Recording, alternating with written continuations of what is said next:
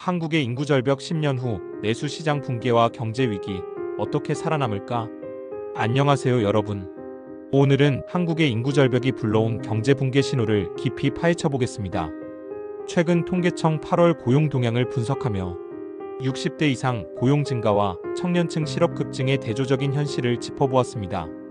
1529세 청년 고용이 20만 명 줄어든 반면 60대 이상은 40만 명 늘었고 30대 비경제활동 인구가 사상 최대 32만 8천 명을 기록했습니다. 제조업과 건설업 고용도 감소하며 이는 인구 구조 변화로 인한 내수시장 축소의 전조입니다. 조 교수는 저출산과 고령화로 인해 10년 후 한국 내수가 끝장날 수밖에 없다고 경고합니다. 오늘 대본에서는 원래 영상의 핵심을 바탕으로 하면서 한국 인구 변화의 역사적 배경, 국제 비교 사례, 미래 시나리오, 그리고 개인적 대응 전략을 추가로 탐구해 더 풍성한 이야기를 풀어보겠습니다. 이 주제는 단순한 인구 문제가 아니라 우리 모두의 미래 경제를 좌우할 핵심 이슈입니다. 자, 시작해볼까요? 먼저 최근 고용 동향부터 자세히 살펴보겠습니다. 2025년 8월 통계청 보고서에 따르면 전체 고용률은 상승했지만 이는 노인층 덕분입니다. 60세 이상 고용이 40만 명 증가한 데 비해 청년층 1529세는 20만 명 감소했습니다. 40대 고용은 7만 3천 명, 50대는 3만 8천 명 줄었고 제조업과 건설업처럼 성장 동력이었던 분야도 타격을 받았습니다. 청년 고용률은 16개월 연속 하락 중이며 30대 중 32만 8천 명이 일하지 않고 구직도 하지 않는 상태입니다. 이는 교육이나 가사로 분류되지만 실제로는 좌절한 청년층의 증가를 의미합니다. 이 현상을 인구 절벽의 신호로 봅니다.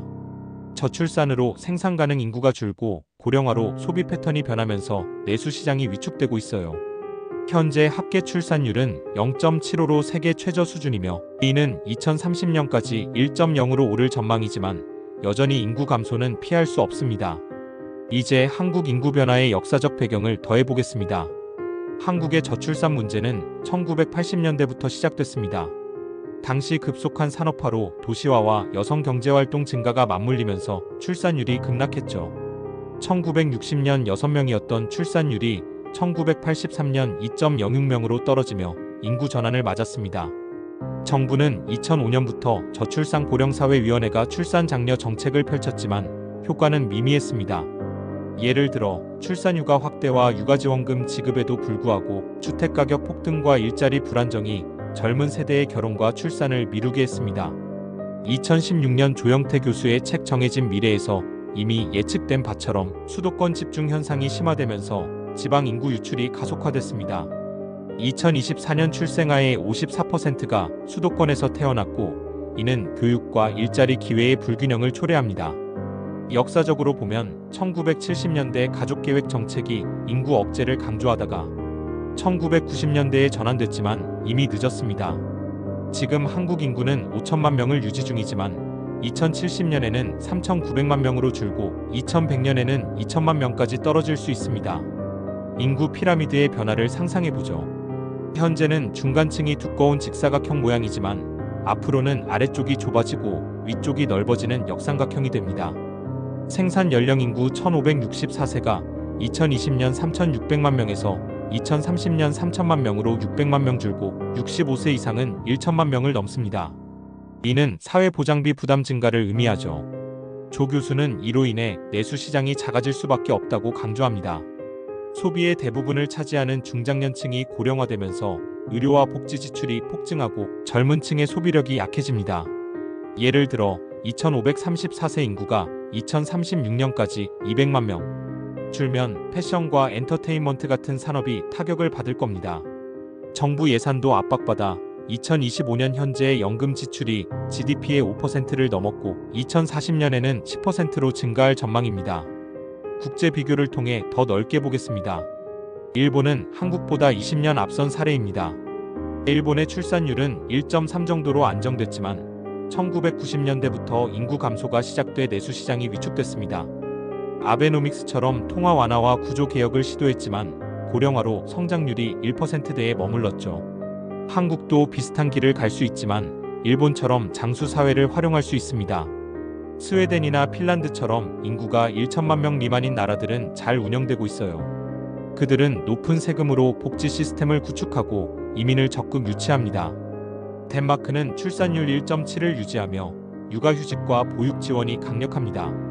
네덜란드도 유사하게 워크라이프 밸런스를 강조해 여성의 경제활동률을 80%로 높였습니다. 한국은 이들처럼 인구 규모에 맞는 시스템 재편이 필요합니다. 하지만 수도권 집중이 문제죠. 2025년 현재 서울 인구 밀도는 세계 최고 수준으로 지방 소멸 위기가 현실화되고 있습니다. 예를 들어 강원도나 전라도 일부 지역의 인구가 10년 새 10% 줄었습니다. 내수 시장 축소에 대응해 글로벌 시장 확대가 핵심입니다. 한국은 이미 수출 의존도가 40%를 넘지만 앞으로는 더 강화해야 합니다. 전 세계 문화와 문명이 수렴하는 추세 속에서 K- 콘텐츠와 반도체처럼 경쟁력을 가진 산업을 글로벌화해야 해요. 하지만 젊은 인구 감소로 혁신 동력이 약해질 수 있습니다. 그래서 AI와 로봇 기술 투자가 필수입니다. 2025년 현재 한국의 AI R&D 예산은 3조 원 규모지만 미국의 10분의 1에 불과합니다. 교육에서도 AI 리터러시를 강화해야 하며 초등학교부터 코딩 교육을 확대하는 게 좋습니다. 또한 외국인 노동자 유입을 늘려야 합니다. 건설, 농업, 제조업의 인력 부족을 메우기 위해 2025년 외국인 노동자 쿼터를 20만 명으로 늘렸지만 통합 정책이 미흡합니다. 스킬 기반 이민 제도를 도입해 고급 인재를 유치하면 인구 감소의 충격을 완화할 수 있어요. 퇴직 연령 연장도 고려해야 합니다. 60대 고용 증가처럼 산업별로 유연하게 적용하면 생산성을 유지할 수 있습니다. 하지만 청년층의 반발을 최소화하기 위해 멘토링 프로그램을 병행해야 하죠. 추가로 도시 집중과 인프라 문제를 보완해 보겠습니다. 수도권에 50% 이상 인구가 몰리면서 교통과 주택 문제가 심각합니다. 2025년 서울 아파트 가격이 평당 2천만 원을 넘고 출퇴근 시간이 평균 1시간입니다. 조 교수는 인위적 분산이 어렵다고 하지만 KTX와 고속도로 네트워크를 활용해 지방 연결성을 높일 수 있습니다. 예를 들어 세종시나 부산처럼 위성 도시 개발로 지역 경제를 활성화하면 출생률도 오를 수 있어요. 지방자치 강화와 세제 혜택으로 인구 유입을 유도하는 거죠. 게다가 기후 변화 대응으로 그린 에너지 산업을 지방에 배치하면 새로운 일자리가 생깁니다. 2030년까지 재생에너지 비중을 30%로 늘리는 계획이 있지만 인구 유출 지역에 투자하면 시너지 효과가 날 겁니다. 미래 시나리오를 상상해보죠. 2035년 한국 인구가 4,800만 명으로 줄면 내수 시장 규모가 20% 위축될 수 있습니다. 소비재 산업이 타격받아 GDP 성장률이 1% 미만으로 떨어지고 실업률이 10%를 넘을 가능성이 있습니다. 반대로 글로벌 전략이 성공하면 수출이 50% 증가하며 AI 기반 산업이 새로운 성장 동력이 됩니다. 예를 들어 바이오헬스 분야에서 한국이 세계 3위로 도약할 수 있어요. 의료와 생명과학을 결합한 교육개혁으로 젊은 전문가를 양성하면 고부가 가치 일자리가 늘어납니다. 하지만 실패 시나리오에서는 지방 소멸로 국가 균열이 생기고 세대 갈등이 심화될 수 있습니다.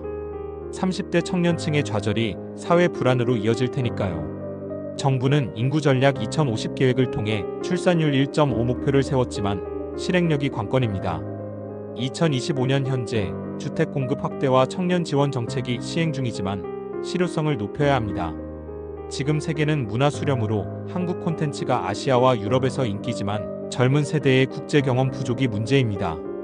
유학이나 해외 인턴십을 장려하면 좋습니다. 또한 노동시장 유연화로 고령자 재취업을 돕고 청년 창업 지원을 강화해야 합니다. 2025년 벤처 투자액이 10조 원을 넘었지만 인구 감소로 시장이 좁아지면 지속 가능성이 떨어집니다. 교육 개혁도 중요해요. 공대와 의대를 통합해 글로벌 의료 인재를 키우는 거죠. 의료 산업은 GDP의 10%를 차지할 잠재력이 있습니다. 이 주제를 더 풍성하게 하기 위해 개인적 영향 사례를 들어보겠습니다. 30대 직장인에게는 출산과 육아 부담이 큽니다. 2025년 현재 보육대기 아동이 2만 명이고 여성의 경력 단절이 40%입니다. 인구 절벽으로 세금 부담이 늘면 중산층의 생활비가 상승할 수 있습니다. 반대로 AI 스킬을 배우면 고임금 일자리를 잡을 수 있어요. 예를 들어 데이터 사이언티스트 연봉이 1억 원을 넘습니다. 기업들도 대비 중입니다. 삼성은 로봇 공장을 확대하고 현대는 자율주행 기술로 인력 부족을 메웁니다. 개인적으로는 재테크와 스킬 업그레이드가 핵심입니다. 퇴직 후 2차 커리어를 준비하세요. 결론적으로 인구 절벽은 정해진 미래지만 글로벌 도전과 혁신으로 극복할 수 있습니다. 경고처럼 내수 중심에서 벗어나 세계 시장으로 나아가야 합니다. 여러분, 이 변화 속에서 어떻게 준비할지 생각해 보세요. 우리 미래는 지금 선택에 달려 있습니다. 다음 에피소드에서 더 흥미로운 주제로 만나요. 감사합니다.